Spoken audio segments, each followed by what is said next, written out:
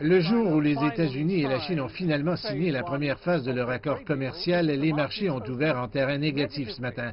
Au début de la session de mercredi, il y avait une rumeur selon laquelle la phase 2 pourrait être retardée d'une manière ou d'une autre. Mais par respect de la nature historique de ce qui s'est passé à la Maison-Blanche, les marchés se sont ralliés. Le Dow Jones a gagné 100 points lors de la cérémonie de signature. Mais elle était si longue, elle devait durer une demi-heure et finalement ça a duré 2 heures. Le document de 94 pages a commencé à faire l'objet de fuites. Nous avons commencé à le lire. Ici, sur le plancher de la bourse de New York, certaines personnes ont un peu perdu leur calme et le Dow Jones a baissé d'environ 80 points. Mais rappelez-vous, il est toujours à 29 000 points ou près de la barre des 29 000 points à ce moment de la journée et il avait augmenté de 1000 points le mois dernier.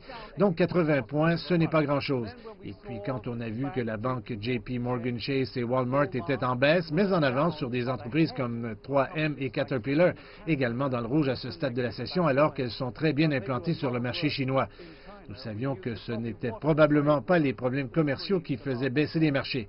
Toute la journée, le Dow Jones était à 29 000 et à la fin de la session, il y a eu une poussée et des records de clôture pour l'indice Dow Jones et le S&P 500, l'indice Dow Jones clôturant au-dessus des 29 000 points pour la première fois.